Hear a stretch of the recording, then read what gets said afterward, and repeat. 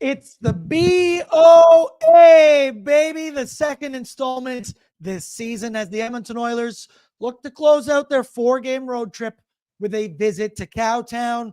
Stuart Skinner starts in a Sunday Saddledome showdown. Bang, 6-word alliteration to start off the show. I bet you didn't think that was coming. As they take on the Calgary Flames, and bless you, Zachary Gesundheit. Hello and welcome to Pre-Gaming with Bordzy, brought to you by Sherwood Ford, the Giants. Let's get in the chat here as I see Bo.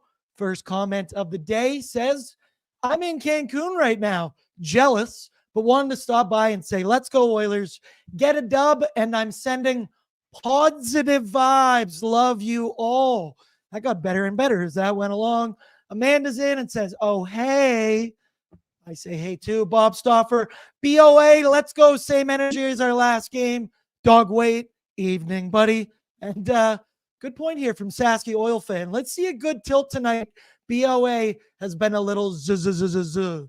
I believe he means snoozing there is what that would mean. But tonight, I'm joined by my number one bullpen call in Zachary Lang, the Eric Zabrowski of pre-gaming, if you will. And as you see on your screen, Zach came ready to pregame today. I did as well because, you know what? Let's just do it right here. Shout out Odd Company Brewing for our Nation Beer Everyday Loggers. I went and stocked up on Friday. To be real with you, I've already crushed more than half of what I stocked up on, but I have no regrets about it. It's been a good weekend over here at the Bordzy household. But Zachary, how are we doing today, my brother?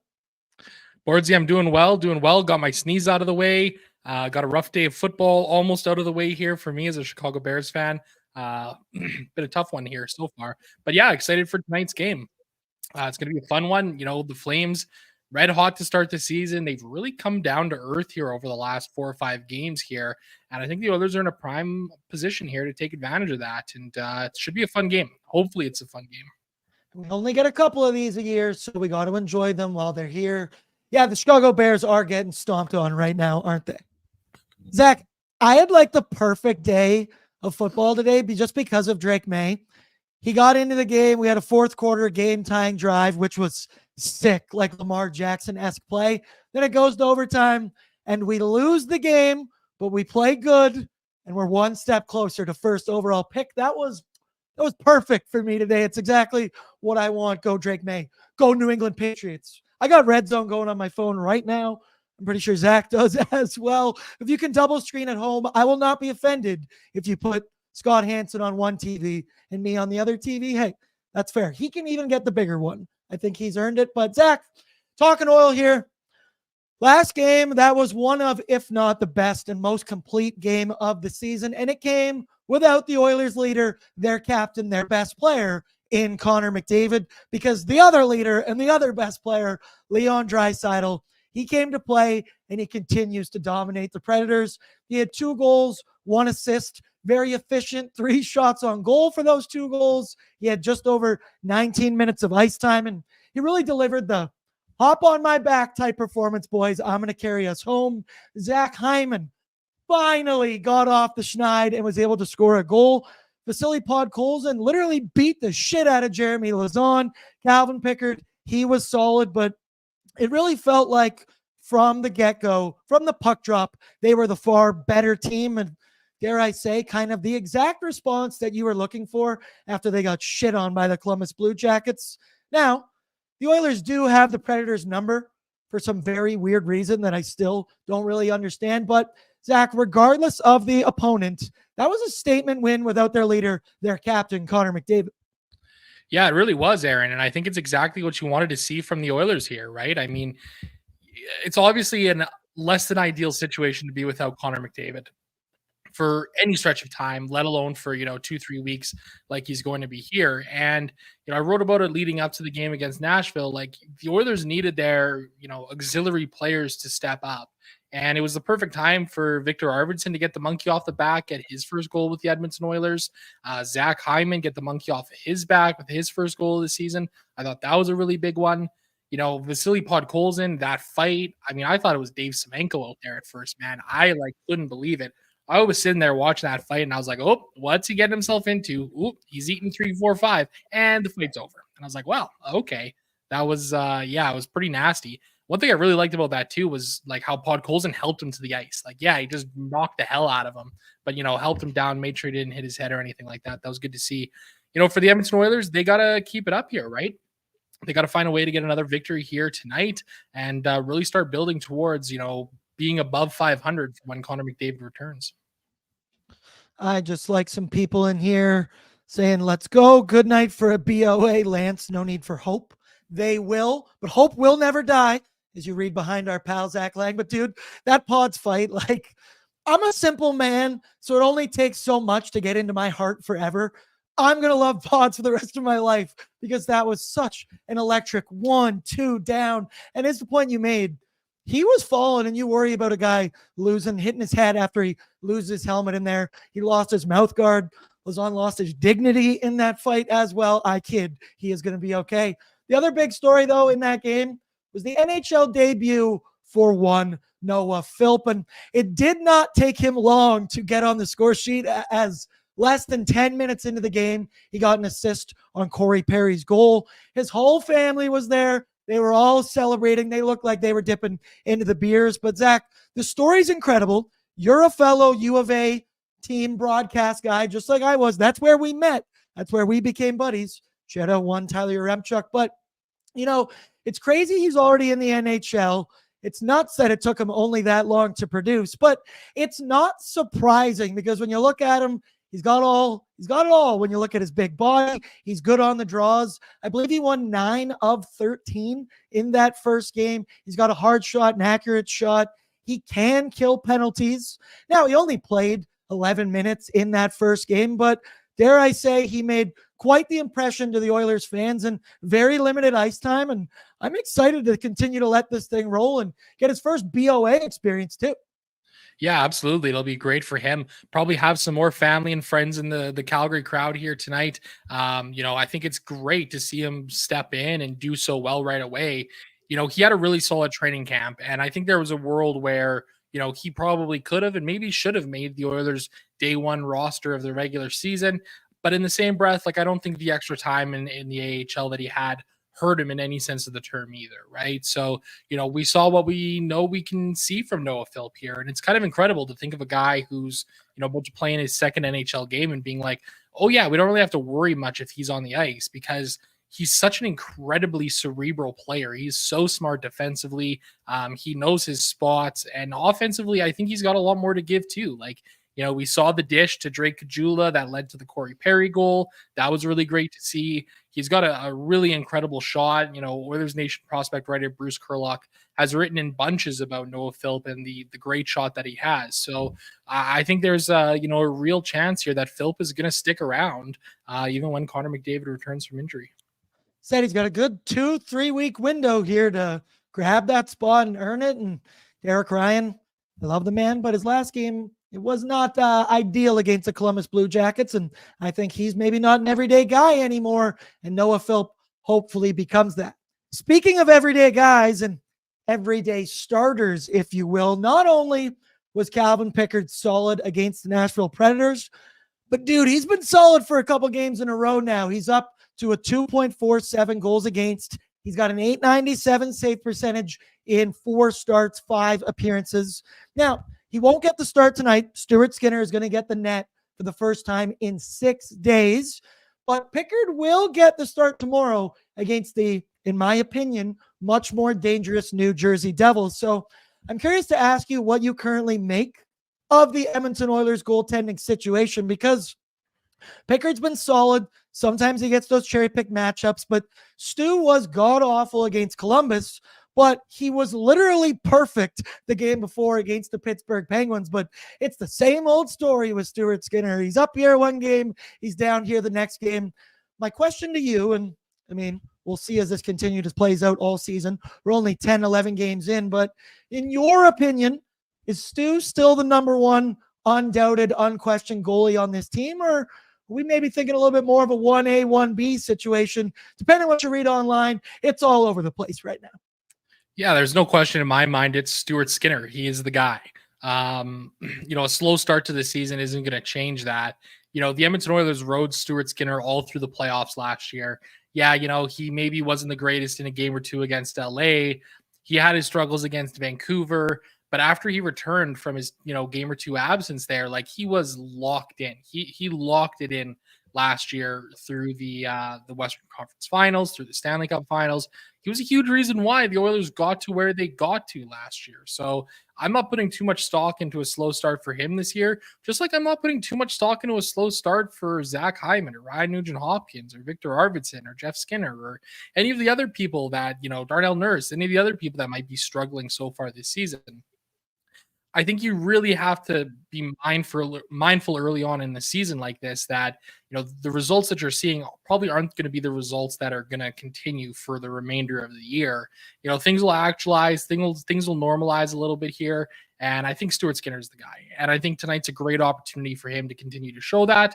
7 career games against the Calgary Flames, 4-2-0 record with a .939 save percentage against the Flames. So Stu has been dialed in every time he's played against the Calgary Flames, and that's what I'm expecting to see from him here tonight. Yeah, I do too. And I think the thing online with all the talk of Calvin Pickard, and I've had the conversation, but it's 6 days without starts. We've been sitting here thinking about Stuart Skinner's bad performance for that many days that you let him get back in the net. Hometown boy in the BOA. I have all the confidence in the world in him, and it's a good problem to have, dude, because I got all the confidence in Calvin Pickard as well. But tonight, it's all about the BOA because we only, as I mentioned, get 3 of these this season, and we've already had one, and we won't get another one until March 29th. That is, they got to space these things out a little bit better. It feels like, forgive my language, but I'm blowing my load a little early with the BOAs this season. And meeting number 1, not ideal for the Edmonton Oilers as they lost 4-1 and were just straight up outplayed. That was back when I was looking at deserve to win meters to make me feel better in losses. Well, the deserve to win meter matched what happened on the ice with that one. It was one of the weirder games, I guess you could say, so far this season because the Oil played reasonably well for most of the night, but they kind of fell apart after they had 2 goals disallowed for goaltender interference. The win for the Flames, it was a part of their 4-game win streak to start the season. They were red hot. We all knew it would slow down, and it since has. They now own a 6-4-1 record. But what do you make of the Flames start so far this season, Zachary? And do you expect a repeat performance of the BOA number 1 this season? Because there's something telling me being in enemy territory, being in the Saddle Dome, this team they're going to be ready to rock tonight. Yeah, absolutely. I mean, these are games that the Edmonton Oilers always are able to get up for, playing the provincial rival. Obviously, the game earlier in the year, maybe they didn't get up the way that they needed to. But, when it comes to the Calgary Flames, Bordzy, I think they're frauds, man. I do. I've said this before. Like, it was pretty evident that, their 4, 5, 6 game heater to start the year wasn't something that was going to be, sustainable through the rest of the season in any sense of the term. And again, we've seen it here. They've come crashing down to earth. So I think that the Flames can be a fun team, maybe a scrappy team at times, but they're a team that's going to try and grind you down and win games 2-1, 3-1, 3-2. Those are the kind of games that the Flames want to be in this season. So for the Edmonton Oilers, they can play that style of game. We saw them play them a lot in the playoffs last year, but they're also a team that loves to play the high-flying sort of a game. And I think right now, that's something that we're probably going to be seeing a little bit more of here with Connor McDavid out.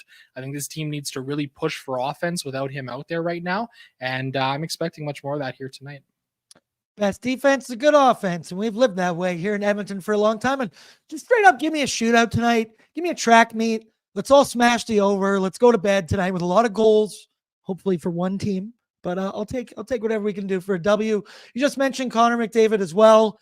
Do we have an update on him right now? I guess I'll ask you. What I've seen is that Nobby said they're not going to push it. They're going to make sure it's something that does not linger. He did mention in an interview that he said, well, if it was a playoff game, maybe not a regular season game, it might be a different story. Kind of said that a little tongue-in-cheek as well. But we saw McDavid was already on the ice before the weekend because at Rogers Place, there was UFC on Saturday. The Arkells, I believe, were on Friday night. So, Zach, is there any confirmed update, or did I kind of just say it all right there? Yeah, I think you kind of said it all right there, Bordzy. I mean, he's probably hanging out in his hypobaric chamber right now, getting himself all healthy. It sounds like it was something similar to what happened to Alexander Barkov in, the second game of the season, I think it was for the Panthers, where he kind of crashed into the board, high ankle sprain, 2-3 weeks, kind of an unfortunate, awkward injury. But, there's no signs of this being something that's a long-term concern for Connor McDavid or the Edmonton Oilers, which is a great sign, obviously. And, he'll be back sooner rather than later and stronger and better than he was before. And I think what's really important is that, for the Oilers over this time, they have to figure out a way to win games without him. They really, like, the start of the season was really unfortunate for this team, right? Because it would have been much better to build up, a number of wins earlier on in the season and be in a position where you say, okay, yeah, Connor McDavid's hurt. And now it's like, yeah, of course we still want to win games, but we're not in a position where we're pushing super hard for those situations or pushing super hard in those games either. Right. So, now they don't really have that luxury, right? They can't really sit back whatsoever because they're floating around 500 in an ugly spot right now. So again, I don't think this is a situation that's going to last for the rest of the year. Like, I'm sure the Oilers are going to go on, multiple heaters throughout the season, 4, 5, 6, 7 game win streaks at some point and really build up the numbers. But right now it's they kind of just got to plod along through this. I'm not holding my breath for another 16-game heater, but like last year, it would solve literally all of my problems and this team's problems. Let's move now to our Wilhauk beef jerky need to know information, because only the finest tasting meat products earn that Wilhauk name. Made from 100% pure Alberta beef, their jerky is aged, seasoned, marinated, and smoked to savory perfection. Their jerky gladly fills orders of any size. You can find their jerky, sausage, and other products exclusively out of their Leduc location. For more info, go to WilhaukBeefJerky.com. So as we mentioned, kind of weird. Your best performance of the season, or arguably best performance of the season, comes without Connor McDavid, but the Oil, they just beat down the Preds by a score of 5-1. Looking to carry that momentum into the BOA tonight. Since 2022-23, the Oilers have won 5 of their past 8 games against the Calgary Flames with a perfect 4-0 record at the Saddledome. Leon Draisaitl, he's got 23 points, 6 goals, 17 assists in his last 13 games against the Flames. I tell you, it doesn't matter who we put on this graphic for the Oilers to play against. All the stats are always going to be on the other team. I've called it the graphic from hell, but here you go. You get a head-to-head look at the team comparisons. Flames lead in goals for, goals against, power play, but not by much. And PK, not by much. The special teams for both of these teams, not very special. So as I mentioned as well, the Oil played the Flames 3 weeks ago. They lost 4-1 on home ice at Rogers Place. Stuart Skinner, he allowed 3 goals on 28 shots, while Dan Vladar stopped 25 of 26 for the W. And that's exactly going to be the goaltending matchup this evening. But there's going to be no lineup changes for the Edmonton Oilers. We're going to continue to let it roll. And I see why with Nobby after that performance in the last game. It's Dry, Arvidsson, and Podzilla. Then you're going to have Jeff Skinner with Nuge and Zach Hyman in the top 6, while Travis Dermott will once again play his second consecutive game paired with Darnell Nurse on that second pair. More about that later. And then it's Skin Daddy, right? I think it's Skin Daddy that we're going with Stuart Skinner, and Skin Dog maybe for Jeff Skinner. Let me know in the chat if you like that. But as I said, he hasn't played in 6 days after allowing 6 goals on 25 shots against Columbus on Monday, which was his second worst start of the season, because the first season opening game against Winnipeg was. We need a big one from Stuart Skinner here, and I believe in it that it will come. We flip it over to the Flames side of things. They open up the season 3-0 with their win over the Oilers. Since then, they've won just 3 of their last 8 games, though they remain 2 points ahead of the Oilers in the Pacific. I haven't been doing much Pacific Division standings watch, but that is the one, I'm just going to say it, that pisses me off. I do not like seeing the Flames ahead of the Edmonton Oilers. Now, if the Flames were to grab a victory over the Oilers, it would clinch their first season series victory over the Oil since before COVID, 2019-2020 season. I don't want that to happen. I don't want that to happen. Calgary, when you look at their lineup, and I mean, take this tongue in cheek, but I feel like they have one very dominant line. Jonathan Huberdeau, Andrei Kuzmenko, and Yegor Sharangovich. Huberdeau, he leads the Flames with 5 goals. I picked him up in fantasy, and he's actually been solid, even though it goes against everything on my insides. While Andrei Kuzmenko, he leads the team in apples with 6 on the season. Sharangovich led the team in points last year, but he's missed the first 7 games this season. They're back together now, and they're going to continue to cook. And one thing about the Flames for their hot start this season was that goaltending was a big reason why. Dustin Wolf, his first 3 starts, he had a .936 save percentage. Dan Vladar, as I mentioned, allowed 1 against the Edmonton Oilers. Now, it's cooled off for one of those guys, as Wolf has allowed 9 goals on 62 shots in back-to-back losses. But Dan Vladar, he's still pretty solid, and he's getting the start tonight. He's got a .909 save percentage, fresh off a 22 save shutout over the New Jersey Devils. Gets the start tonight, and fun fact, that's who we're going to be playing again tomorrow in the, Zach, ready for this? The Dia de los Muertos, Day of the Dead hockey game. Nailed that one. But thoughts on Calgary's goaltending so far? We'll have more on it later. Dan Vladar, I mean, your numbers are your numbers. So he's been solid so far this season.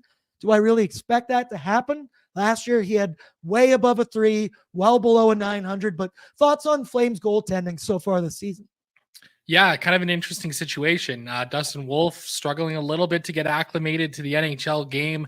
I know Flames fans are really up on him as a prospect, and obviously, the track record in the American Hockey League was really, really solid for him, but it hasn't quite converted to the NHL game yet. And, I think there's some concerns about his size. He's not a very big goaltender out there, and we don't see a whole lot of those smaller goalies in the NHL nowadays. UC Saros is probably the only other small goalie that I could really think of in the NHL right now. So it's going to be interesting to see, the way the rest of the season plays out for the Flames and for him as a player. Dan Vladar, it's crazy. I mean, he's been one of the worst goaltenders in the NHL for the last couple of years, and he's really kind of putting it together this year for some reason, having a couple of really solid games. Obviously, had the game against the Oilers earlier this year where he was really great. I do agree that he is mid. I don't think he's a good goaltender whatsoever, but he's played 4 games against the Edmonton Oilers in his career. He has a 3-1 record and a .926 save percentage. Really weird for a guy who's been like sub 900 for the majority of his career. So, sometimes it's just the way that it is. Goaltending is voodoo.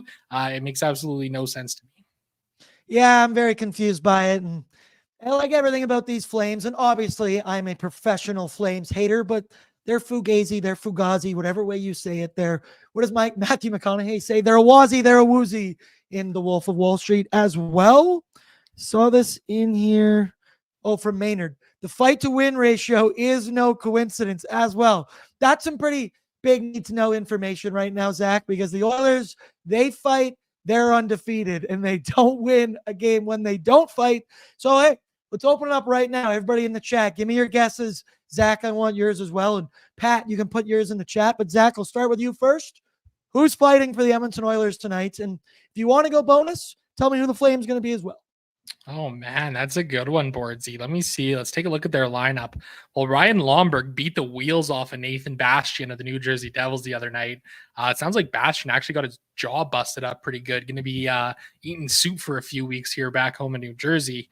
I think I'm going to go a little, maybe not super off the board here, but we're going to go Darnell Nurse and Rasmus Anderson. In the game earlier this year, Anderson was poking at Nursey a little bit, and I think he must have forgot what happened at the Young Stars tournament in like 2015 when Darnell Nurse absolutely beat the wheels off of him. So that's the one I'm going to predict here for tonight. Nice. Producer Pat says Zach stole mine as well. Levi, I would love to see this Tilly again because we saw this one last year. It was insane. Ryan Nugent-Hopkins has been in a little Flames fight before as well, but I'm going with Southpaw's answer, Matthias Janmark. Since he's been quiet, his game not been strong as of late. He said his delay of game penalty in the last game, Zach, was just like, brother, what were you doing there? You just had a complete brain fart. Even if that puck didn't go out, it was coming directly back into the dead slot. But he also did good and saved a goal on an attempted wraparound. But I could see Mark, hey, it's not rolling for you right now. That third line's got to get going. And if we learn anything from the Oilers this year, fighting solves all problems. Kids, cover your ears. Let's move along now. Before we get into our Sherwood Ford Giants storyline, I got a message here because we all need to step up here, because on July 24th, 2024, a wildfire devastated the town of Jasper, displacing families and destroying 30% of structures. As they rebuild, hockey remains a lifeline for their kids, a way to stay active, connected, and resilient. This season brings unique challenges. With their rink out of commission, players must travel long distances for ice time, play over 30 away games, and manage with limited facilities. The financial burden is heavy, but we can make a difference. Nation Gear is teaming up with Jasper Minor Hockey to raise funds to help cover these costs and keep every child on the ice. Look at these sweaters. Look at these shirts. Shout out Kennedy because she made these logos. I already ordered mine because that's just a sick logo, and I think red is my color. But every purchase of the For the Love of the Game merch helps local kids in Jasper keep playing the game they love. Visit nationgear.ca today, and I say thank you for supporting the Jasper community for the love of the game. Zach, thoughts on these logos on these shirts? Because I think it's sick. I love it. I love it. Yeah, Kennedy did a great job with this one. Great cause, great initiative, a great way to support a community that is really close to all of us. Yeah, I see Lance is in. He says, Kennedy is so good at making shirts. She's good at just like, when I need a random thought made in my head. I'm not an artist. I can't take it from brain and put it down, but she can take what's in here and put it on screen. It's absolutely incredible. Kennedy, the glue that holds Oilers Nation together. Let's go now. One more ad read. We'll get into our Sherwood Ford Giants storyline, because are you tired of dealership hassles? Sherwood Ford and Sherwood Park is all about convenience and upfront pricing with their giant deal program. Get clear, no nonsense pricing on new and used Fords online, with all incentives included. Plus, enjoy the ease of mobile service, free pickup and delivery, and same day or next day service appointments. People, look outside right now because it's slick. And I hate to be the one to tell you, but winter is coming. And you got to get your winter tires put on. Sherwood Ford can do it for you. They can also store your summer tires for you. And if you've heard us say, this blows my mind, you don't even have to drive a Ford for them to do their mobile valet oil change service. You can be like me, drive a different brand of vehicle. No free shout outs. Not going to mention their name today, but I can call Sherwood Ford, get them to come to the office, pick up my car in the morning when I'm at work. They'll go take it back, work on it, service it, do the oil change. They'll bring it back, and by the time I'm even done work, it'll be in the exact same spot I left it. Mwah! Sherwood Ford, the Giant for a reason. Zachary, my storyline tonight going into this one is kind of just, I think, what we did in the first meeting this season is you cannot come in and take this team lightly. As I mentioned, and we'll go through their 12 forwards and their defensemen. It is not the greatest roster on paper, but you already took this team lightly once this season, and the Flames came out and straight up whacked the Edmonton Oilers. Yeah, you got no Connor McDavid. Yeah, technically this team is ahead of you in the NHL standings. Yes, they have a hot goaltender. Don't care. Come on. The Flames have exceeded expectations, and the Oilers have just straight up disappointed. Stop messing around here. Start this game with a fire under your ass. You're going to be in enemy territory. The chirps will be a-flying. I am for sure. It's a Sunday fun day out there in Calgary, so I expect those fans to be, I'm just going to say it, nice and drunk today. Last game of the road trip. Go out, dispose of this team, and then let's turn the page and look forward to a much scarier New Jersey Devils tomorrow. But Zachary, what is your Sherwood Ford Giant storyline this evening? For me is Leon Draisaitl and his line with Victor Arvidsson and Vasily Podkolzin. You know, taking a look at some of the numbers as of late, Leon Draisaitl in his last eight games against the Flames, 1 goal and 8 points in those games, or 7 points, something like that. I can't exactly remember what it was. Nonetheless, he's only shooting 5.5% in those 8 games against the Calgary Flames. Leon Draisaitl is a guy who has shot 18% over the course of his entire career, which means that he should have actually scored about 3 goals against the Flames over these last 8 games instead of just the one. So he's due, Bordzy, for a big game. So I think Leon Draisaitl, him having a big game tonight would be huge for the Oilers, continuing to show that he is somebody who can dominate even when Connor McDavid is not in the lineup. Doesn't matter who's in the lineup, Leon Draisaitl. There's a reason he just signed the ticket that he did this year. So before we go and we look at the Oilers lineup, I also got to mention the annual Sherwood Ford food drive right now, going until November 6th in support of the Strathcona Food Bank. Donations collected at Sherwood Ford, Sherwood Power Sports Marine, and Lakeland Ridge School. Go Wolves. As I always say, bring your store-bought, unopened, non-perishable items. We'll stop taking them on November 6th. It's a time for giving back. It's a time for love. It's the holiday season. So if you can and are able, please donate your store-bought, unopened, non-perishable items. All right, Patrick, let's take a look at it here. The projected Edmonton Oilers lineup this evening. No changes, baby. Nobby, let's put the blender away because I like this. Jeff Skinner, top line, I guess, if you will, in the top 6 with Ryan Nugent-Hopkins and Zach Hyman. Then it's Vasily Podkolzin, Leon Draisaitl, and Victor Arvidsson. Then it's Brown Mark featuring Rico, Janmark, Henrik, and Connor Brown. And then your 4th line of Drake Caggiula, Noah Philp, and Corey Perry. On the D side, it's Ekholm Bush. Then it's Nurse and Travis Dermott for the 2nd straight game, as I mentioned. And Brett Kulak with Ty Emerson, who, MB, he's getting gradually better and better with every single game, and I'm liking that. Now, would Alex Stetcher to be in the lineup a little bit more consistently as well, but I like that they're letting young Ty Emerson kind of cook here, find his chemistry with one Brett Kulak. But one guy who's finding his game, I've seen it a ton in the chat here today. I wish I started some of these because it's all about Vasily Podkolzin after that game and what happened on Halloween, because there was a lot of awesome moments. As we mentioned, none better than him just absolutely pumping Jeremy Lauzon's eye shut.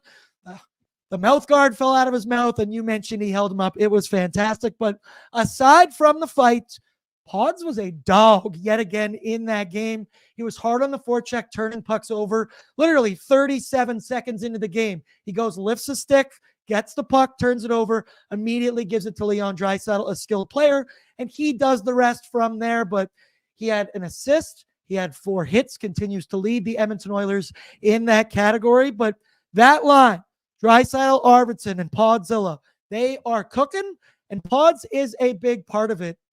I've said, did not really imagine or picture Vasily Podkolzin in the top 6 with Leon Draisaitl this quickly into the season. But hey, here we are, and he's earned it straight up. Bob Stauffer today had a tweet that went Edmonton viral. I will say that he said he's the first guy on the ice. He's the last guy to leave. He's still 23 years old, but Podzilla has been a very, very, very nice surprise this season. And as I said, I'm a simple man. You do that knockout, I'm going to love you forever. But thoughts on Pod's 10, 11 games into the season so far, Zach? Because he's been just that, a very nice surprise. Yeah, absolutely. And I think he's really kind of coming in these last few games into his own here. You know, much like everybody else on this team, like it was a slow start to the season. Those first 4, 5, 6, 7 games, you know, it was kind of tough out in these streets here in Edmonton, right? And, you know, I think it's really good to see him coming into his own here. I mean, the Oilers pretty much got him for free, right? You know, a 4th round pick that they had acquired in the Xavier Bourgault Roby Jarvente game. Speaking of Roby Jarvente, by the way, made his debut this weekend for the Bakersfield Condors, 2 assists in 2 games. Go to OilersNations.com. Bruce Kurlock has a great write-up about his first games in the Oilers organization. Podkolzin, meanwhile, like, again, you know, a bit of a slower start here, but like you mentioned, 23 years old, didn't cost the Oilers a whole lot to pick him up, and he's looking like he's fitting in on that line really well. And I think they got the right blend of players there. Like, obviously, Leon Draisaitl is a jack of all trades, right? You know, he can do a little bit of everything out there, and his defensive game has really, really improved over the last number of years here. You know, then you got a big body in Vasily Podkolzin, who, you know, big physical guy, can lay the body, separate man from puck, And as we saw against the Predators, can do a good job of getting it to the skilled guys that he needs to, and Draisaitl and Arvidsson, right? And then you've got Arvidsson on the other wing, a skilled player. He can shoot, he can pass, he can score. I think this has got a blend to be a really good second line for the Edmonton Oilers for a while here. So that's really promising. The Oilers have needed Leon Draisaitl to have these line mates like this, where it looks like these are guys that could stick. Like Evander Kane, like he worked at times with Leon Draisaitl, but when his game wasn't really going, it was affecting the rest of his line mates there. So I think it's going to be really interesting to see how the Oilers continue to workshop this throughout the season. I think what's clear is that Victor Arvidsson and Leon Draisaitl are going to be a duo for the rest of the year. There's been some guys that have rotated in on that left wing. Right now it's Podkolzin. I think he's got a really good chance to stick. But we'll be curious to see what happens the rest of the way here.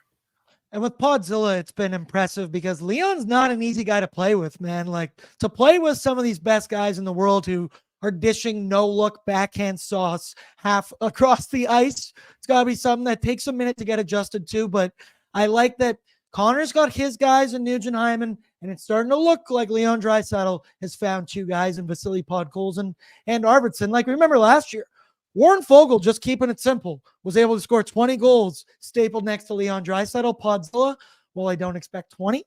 I'll take 15. I'll take 14. I'll take that all day long. Now we mentioned Leon.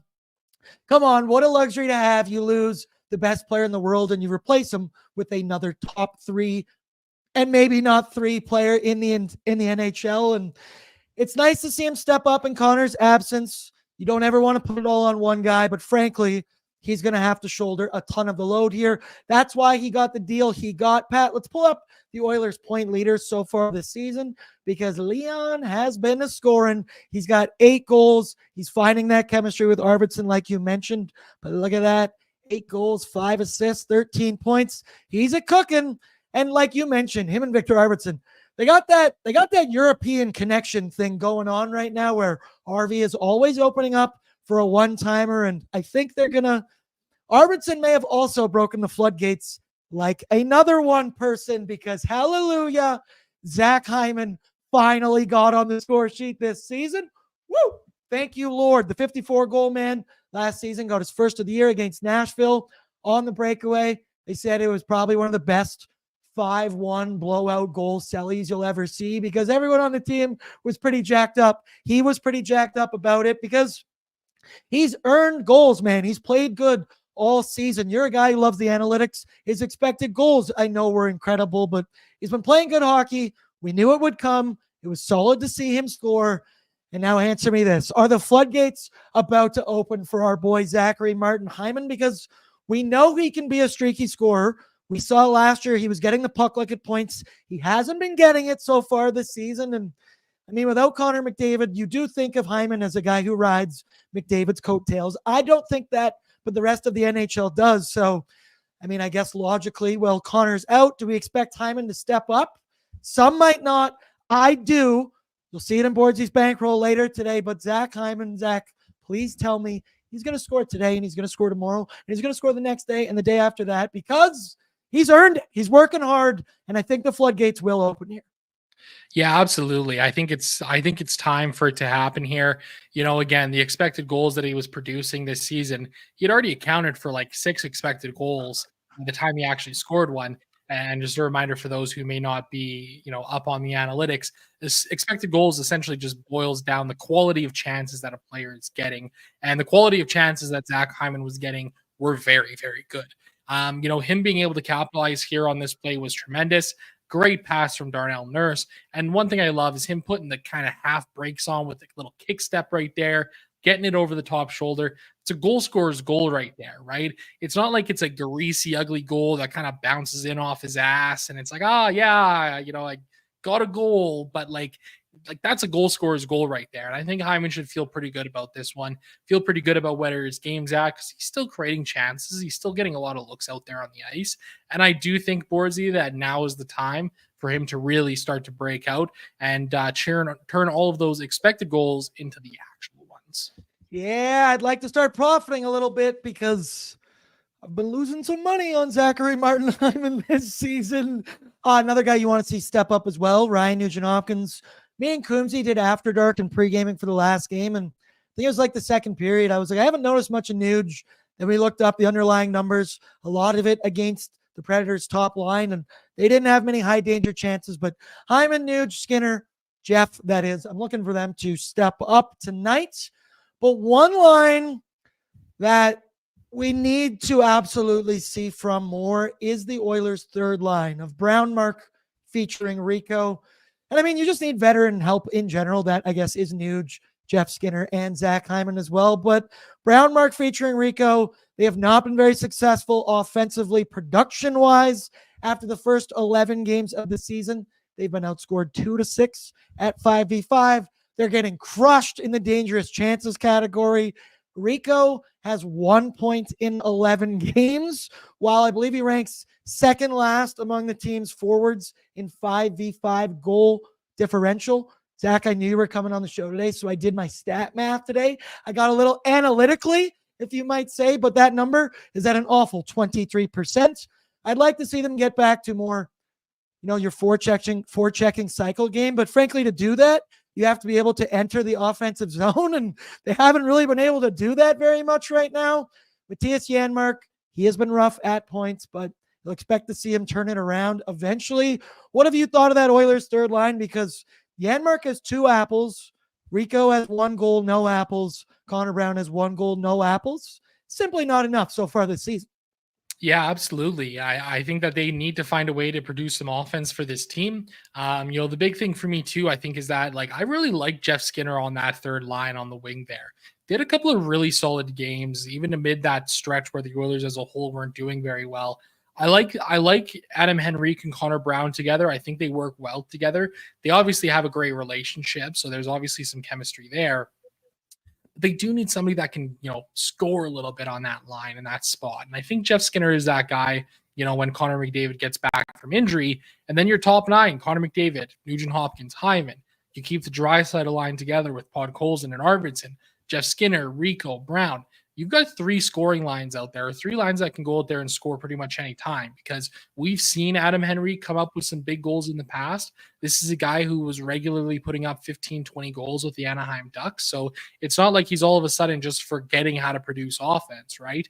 I think one thing that we can say, though, is that Corey Perry's got a couple of goals on the year already. So I think maybe he's helping offset some of the lack of production that we've seen from that third line so far.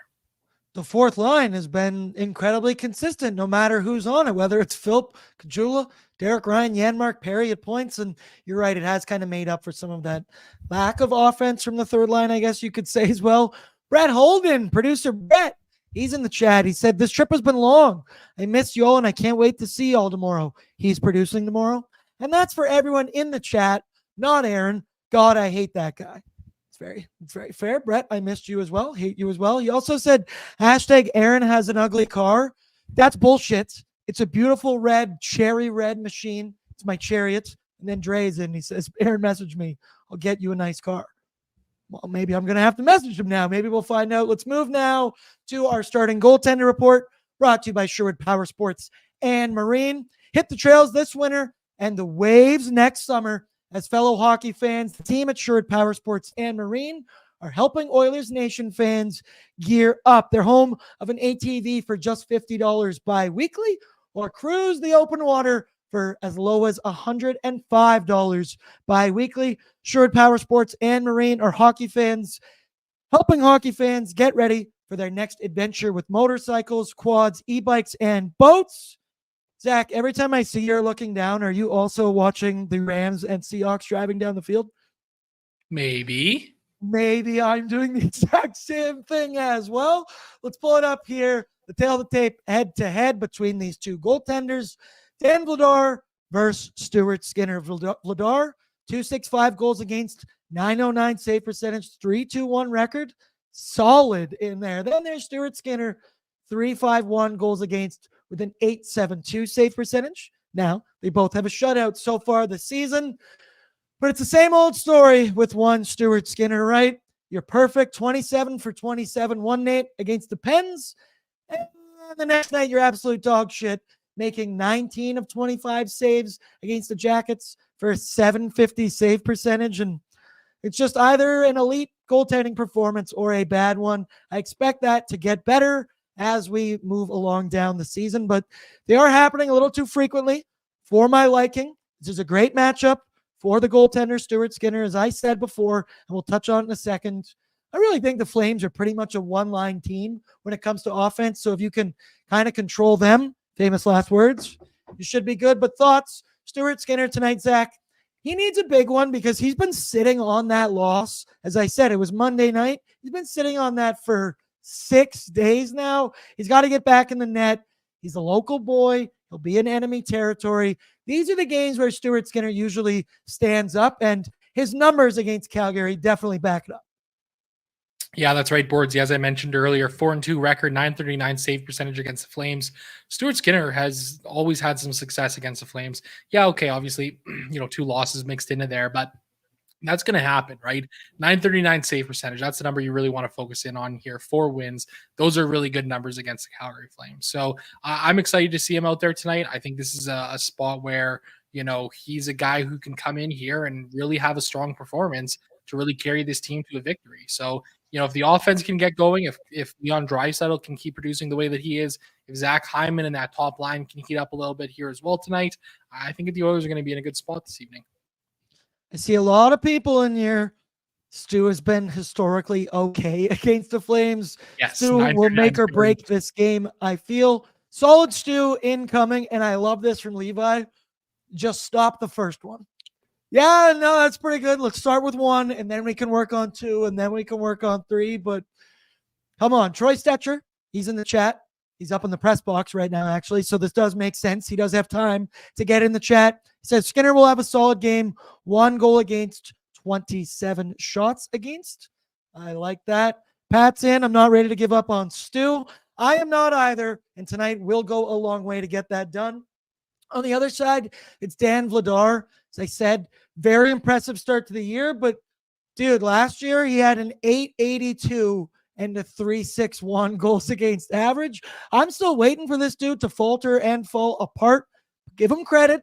It has not happened so far this season. He's fresh off a 22 save shutout against the high-flying New Jersey Devils, who rank basically number 10 or 11 in every single offensive category. And Vladar, much like Calvin Pickard, he's just been solid so far this season, but I don't know, with his track history, I don't know how long it will last. Thoughts on Vladar getting the start tonight and the Edmonton Oilers' chances of getting a couple past this guy and getting the offense back on track? Yeah, like I said before, I mean, over the last number of years here, Dan Vladar has been one of the worst goaltenders in the NHL. So he was not good last year for the Calgary Flames, and he's stringing together a couple of pretty decent games so far to start the season. A 909 save percentage. I think that's just up above league average right now. Goaltending as a whole this NHL season really has not been great so far. The league-wide save percentage is down again this season to start the year. Shooting percentages are up a little bit again. So, I think goaltenders around the NHL are having some struggles. I think it's only a matter of time before Vladar kind of falls back to earth rather, and reverts to what he's been over the last number of years here. And with Stuart Skinner, I think it's kind of the opposite thing. I think it's just going to be a matter of time before that save percentage continues to build up and up, and he gets back to above 900 save percentage on the year. Yep, I like that here. And comment of the day, as pointed out by Troy Stetcher, goes to Dre. Stu will have a big month just because of Movember. Yeah, mustache dudes everywhere, stand up.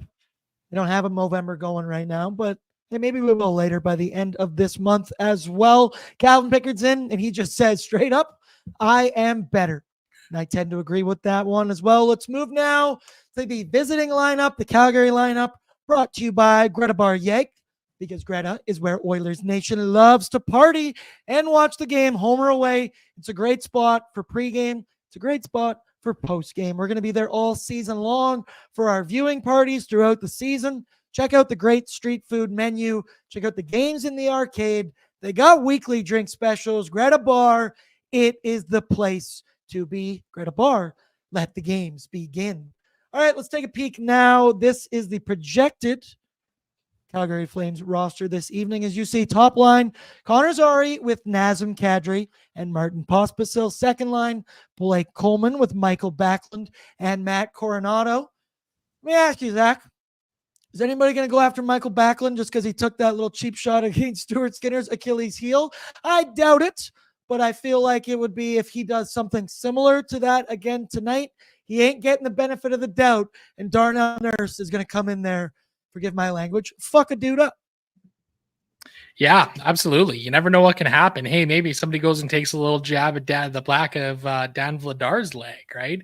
Does something like that. Yeah, it's an interesting lineup there for the Calgary Flames. Again, they're like they were earlier this year. They're a really young team.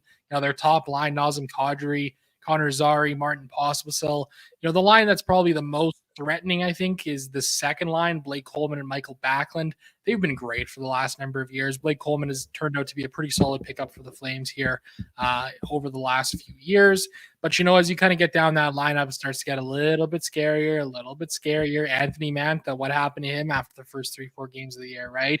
He's another guy who got real quiet out there. So, yeah, interesting lineup for the Flames. And again, on the blue line, right, we got the revenge game narrative, Tyson Barrie. First time playing against the Oilers as a member of the Flames. So that's going to be kind of weird to see. Here we get a little different breakdown of it right there. Vladar in the net, Kevin Ball, Rasmus Anderson, your first D pairing, Uyghur and Mira Manov, your second pairing, and Tyson Barrie with Braden Pashal. Now, also, you mentioned it before there, dude, and I forgot to mention it. That fight from Ryan Lomberg the other night against, who was it? Bastian something? Nathan Bastian, yeah. That's it. I have never seen a beatdown that bad. That was thunderous fist after thunderous fist after thunderous fist. He landed like 6 or 7 of them in a row, right dead into the face. And I mean, give Buddy credit. He still stood up during that fight. I would have folded like a lawn chair. That was incredible. I'm sure Lomberg's hand I'm sure it's pretty swollen because that dude was just busting his face open. It was insane. I digress. That's not going to happen tonight. But the Flames, they were outscoring teams 16-9 in their first 3 games, one of those being in the Edmonton Oilers matchup. But they've been outscored 25-16 in their last 8 games. I thought they're more of a one-line team. Does look like they're going to be breaking up a little bit of that so far tonight. But it was Kuzmenko, QB, Sharon Govich. Some of their underlying numbers were absolutely incredible. I saw somebody else in here saying they are not a one-line team. So maybe we'll continue to find out as well. I don't know. When you look at this roster pack and you pull it up one more time for me, Zach, just give me your player to watch this evening when you look at this. Who's putting the fear of God into you tonight? Maybe not. Honestly, it's Blake Coleman for me. He's always seemed to do well against the Edmonton Oilers in the last number of years. He's a guy who's similar to Hyman, a lot more expected goals and actual goals on the season. So I think he's probably the guy who's the biggest threat out there right now. I think for me, I'm going to continue with Jonathan Huberdeau. I know he's small and he's not mighty and whatnot, but he's crafty. He's been having a better season so far this year, and we'll see how they roll these lines out. But if he continues to play there with Yegor, Sharon Govich, and Mantha, I don't really get what's going on with daily faceoff here on these graphics. But third line it is, and let's move along now. We got a couple minutes. Let's get into Bordzy's bankroll, brought to you by Bet365. Because Bordzy's bankroll, we're teamed up with Bet365, proud partner of Pre-Gaming with Bordzy. Open an account today with Bet365 and bet on a huge range of markets. Whatever the sport, whatever the moment, it's never ordinary at Bet365. Download the app today and use the code on your screen, all capitals, NATION, NATION. Shout out Bet365. So tonight, I got 3 choices for you here. If you're new here, Pat's going to make a quick YouTube poll, which totally reminds me, I forgot to actually place these bets. So, Zach, you're going to have to carry me for a minute. But my first option today is one Leon, number 29, to get 1+ power play points. This guy's going to have to continue to carry this team. Now, the Oilers' power play, I believe, are 4 for 30, I believe is the number. But 3 of those goals came in their last 5 games played. Calgary has the 26th ranked PK. They've allowed a PK goal against in 6 of their last 11 games. Leon, the power play runs through him. So I like him to get there. Your second option, Ekholm, the Viking, number 14, over 2.5 shots on goal. This one did not cash last game, but he's second on the team in shots on goal. He's upgraded to power play 1. He did have 2 shots on goal in the last game, so he only missed out on it by 1. I was looking at all the shot props. This is the juiciest one to get 3 on net. So I went with it. And then finally, floodgates, they're open. Zach Martin, Hyman, number 18, anytime goal. He just scored his first of the season against Nashville. Tale as old as time. 1 down, 49 to go. But Zach, when you look at these 3, which bet do you like the most? Yeah, give me the Draisaitl power play point at plus 170. Those are some juicy odds right there. Obviously the power play hasn't been doing so well for the Edmonton Oilers this season. I think it's just a matter of time till they start to click. They did get the 1 goal against the Predators, running the double defenseman with Bouchard and Ekholm on the blue line, which is cool to see. I don't mind any of these. I was actually looking at the Ekholm shot prop there as well. Don't mind Jeff Skinner. Over 2.5 shots at minus 125. And if you guys are looking to chase something a little bit juicy, Draisaitl to score 2+ goals, plus 550 on 365 right now. I want to just throw a little sprinkle on that. I don't mind that one right there because I think Draisaitl is due to score some goals against the Calgary Flames. I see some stranger, that's his name, is in the chat and says Hyman will get another one tonight. Mr. Burns, even more than that, I'm thinking Hyman Hattie. I want to sprinkle on that as well. Troy Stetcher, dry +4 tonight. I'm assuming he means points and not his plus minus. That'd be a weird stat to be calculating, but hey, I respect it. Stetch, do whatever you want to do while you're up there in the press box. What about a Bushbaum power play goal and or points? Yeah, I mean, Bouchard so far this season, right? He has been getting the power play production, but last year he made me some money and some profit because the power play was going through him. I believe he had 35 power play points last year. Boost right now, power play point on Bet365, plus 195. That one's pretty juicy. This one's even juicier, and he is on power play 1, is Matthias Ekholm, plus 400 for a power play point right now. Zach, let me ask you about that one too while I place these bets last minute. Ekholm on PP1, I love it. He's a guy who will rip pucks on net. He's got a booming shot. Him and Bouchard have plenty of experience holding the blue line together and playing together. And while I could have seen Arvidsson take that spot, I like it being Ekholm. And honestly, I feel like he's earned it. He's deserved it. He's been solid on power play too and has a solid amount of power play points already, not on the top unit. Thoughts on Ekholm getting PP1 time? Yeah, I don't mind it at all. And it's kind of weird to think because Ekholm's kind of been a trigger man this year for the Edmonton Oilers. Like you mentioned, second on the team in shots on goal. That's something that the Edmonton Oilers are very much looking for just in general right now. They haven't shot the puck nearly enough on the power play as far as I'm concerned so far this season. So don't mind Ekholm there right now while McDavid's in the hyperbaric chamber. And, obviously Connor will get his spot back in due time. But right now, don't mind that whatsoever. Southpaw's in. Ekholm 6 points in his last 4 games. Yeah, he's top 3 on the team in scoring. So let us pray. Let's try and profit, Zachary. You're the number 1 bullpen call. I always do. I said the Eric Sabrowski of Pre-Gaming with Bordzy because I love you. Big shouts out to you, producer Pat behind the scenes, and our sponsors, Short Ford the Giant, Short Power Sports Marine, Greta Bar Yegg, Bet365, Willock Beef Jerky, Odd Company, and why don't you get some Oodle Noodle? It's a Sunday. You don't want to cook. You got football on in 20 minutes, 15 minutes, or whatever. You got Oilers on right away. This is a night to get some green onion cakes. Get everything, man. Get some deep fried wontons. Zach, what's your go-to Oodle Noodle order?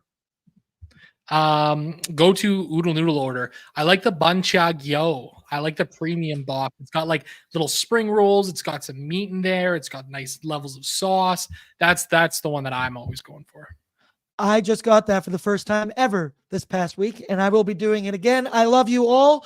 Zachary, he's just being a beauty doing half the shift because tonight for Oilersnation After Dark, we got everybody's favorite Englishman, Liam Horban, will be joining me tonight to hopefully break down an Edmonton Oilers W in the BOA. I also see Bakemer is in. Asked soup or stew in net tonight. Soup. Who's going to break it to him? Who's going to break the news to him? It's not on the team anymore, buddy. All right, everybody. Peace out. I'll see you right here, right after the game. Good luck.